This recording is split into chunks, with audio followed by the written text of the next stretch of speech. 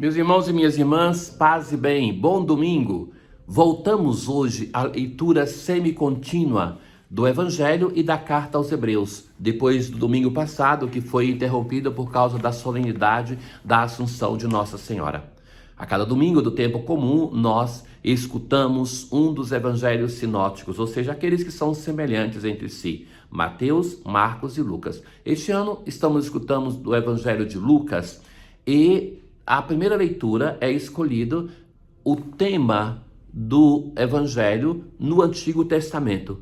Já a segunda leitura, nós estamos lendo também de modo semi-contínuo a Carta aos Hebreus. Hoje, na primeira leitura, nós escutamos um texto do livro do Eclesiástico. O livro do Eclesiástico é um longo livro que não traz uma longa história dentro, mas são uma coleção de provérbios e de breves histórias que transmitem a sabedoria. E hoje é a própria sabedoria que fala para o seu jovem discípulo e chama-o de um modo carinhoso, como uma mãe, filho. E agora então começa a formar sobre um tema fundamental na nossa relação, como ela mesma vai colocar, com os outros e com Deus, a humildade. Primeiramente, uma recomendação: realiza teus trabalhos com mansidão e serás amado. E vai dizer, mais do que um homem generoso.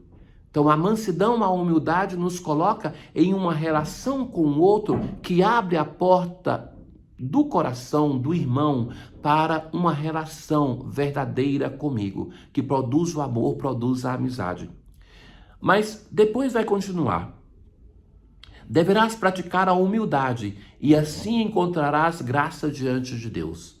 A humildade é a virtude que vem de terra, de humus, então que é o fundamento das outras virtudes. Sem a humildade, o edifício das outras virtudes não pode ser edificado.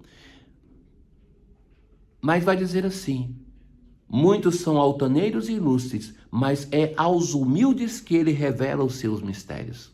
Sim, o próprio Jesus também vai rezar uma bela oração de louvor, louvando o Pai porque se revela aos pequeninos. Então veja, a humildade nos coloca em relação com o irmão, mas também nos coloca em relação com Deus. Aos humildes ele revela os seus mistérios, não aos arrogantes, não aos ilustres, não àqueles que se consideram inteligentes com a sabedoria deste mundo, mas são os humildes que conhecem. Ele é glorificado pelos humildes. Então, se por um lado o humilde é aquele a quem Deus se revela, mas é aquele também que se coloca em uma relação de louvor, de gratidão, porque ele não se sente no direito de alguma coisa que Deus está devendo para ele. Não, e também isso em relação ao irmão. Então, tudo que vem é graça. Se eu me coloco em uma relação com o outro de que eu tenha direito a alguma coisa, vou sempre estar ferido porque alguém está me devendo alguma coisa. E quando recebo alguma coisa, eu vou achar que eu tenho direito a isso. Então aquele somente cumpriu o dever. E nós temos essa relação com as pessoas e até mesmo com Deus. Muitas vezes nós nos comportamos assim. Então o humilde é aquele que tem um senso de gratidão, que tudo é graça, que tudo que recebe vem por gratuidade daquele que está ofertando. O homem inteligente reflete sobre as palavras dos sábios e, com ouvido atento, deseja a sabedoria. Ter a capacidade de escutar o outro, de dar atenção e de ver que essa pessoa está colaborando para o meu crescimento, independentemente quase daquilo que está dizendo, às vezes até coisas errôneas, mas de algum modo pode me ajudar a crescer, oferece alguma coisa para que eu seja melhor. Rezamos com o Salmo 67 hoje. Cantai a Deus louvai, cantai um salmo a seu nome. É a atitude do humilde da primeira leitura, que louva a Deus, que glorifica a Deus pelos benefícios recebidos. Mas Deus é apresentado como: dos órfãos ele é pai, das viúvas protetor. É o Senhor quem dá abrigo, dá um lar aos deserdados.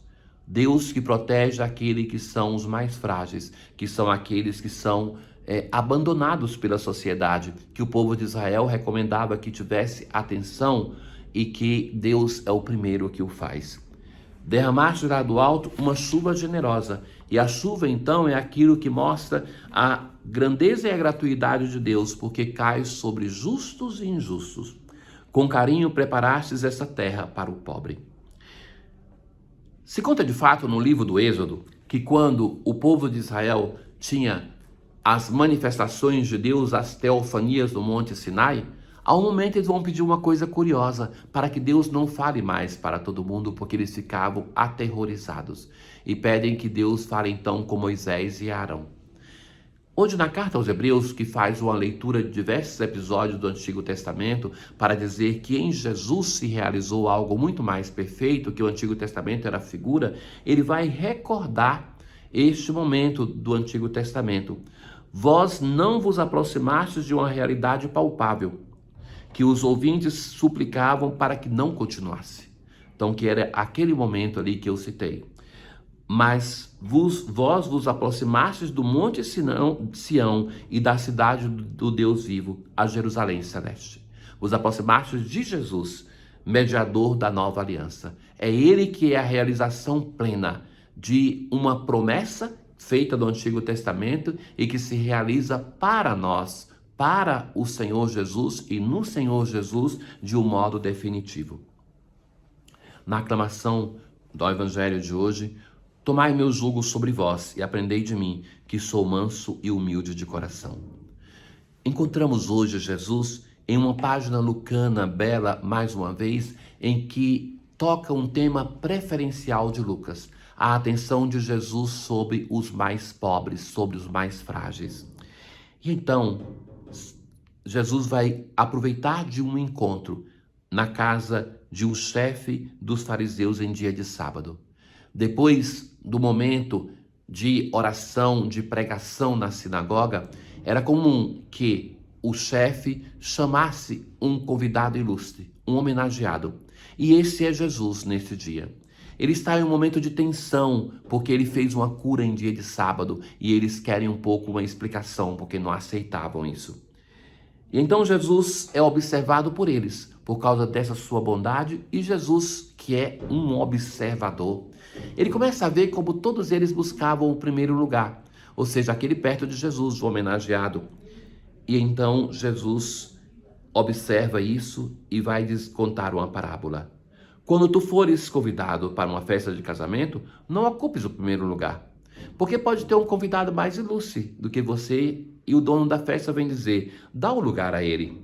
Então tu ficarás envergonhado e irás ocupar o último lugar. Mas quando fores convidado, vai sentar-te no último lugar. E o dono da casa pode vir dizer para você, amigo, vem para cima. E isso vai ser uma honra para ti e para todos os convidados. Até aqui, o Evangelho está dando um conselho, Jesus, com esta parábola, está dizendo uma coisa que é, num primeiro olhar, somente uma norma de educação. Mas o Evangelho deve ser mais do que isso. Então agora, na segunda parte, Jesus toca o cerne da questão. E então, Jesus vai agora dizer a quem o convidou. Quando tu deres um almoço ou um jantar, não convide teus amigos, os familiares, os irmãos, parentes, os vizinhos ricos, porque estes vão ter como convidar você e retribuir. Mas convida quem? Convida os pobres, os aleijados, os coxos, os cegos. Então tu serás feliz, porque eles não te podem retribuir. Tu receberás a recompensa na ressurreição dos justos. Agora sim, Jesus está dizendo na primeira parte, ocupe o último lugar. É o lugar de Jesus, é o lugar do pobre, é o lugar daquele que é rejeitado. Não basta ser solidário com o pobre, ocupe o seu lugar. Faça festa com ele, chama essa pessoa que não pode te recompensar. Isso é agir como Deus age, de um modo gratuito, sem pretender uma recompensa. Ó Deus do universo, fonte de todo bem, derramai em nossos corações o vosso amor e estreitai os laços que nos unem convosco, para alimentar em nós o que é bom e guardar com solicitude o que nos destes. Tenham todos um bom domingo. O Senhor esteja convosco, Ele está no meio de nós. Abençoe-vos o Deus Todo-Poderoso, o Pai, o Filho e o Espírito Santo. Paz.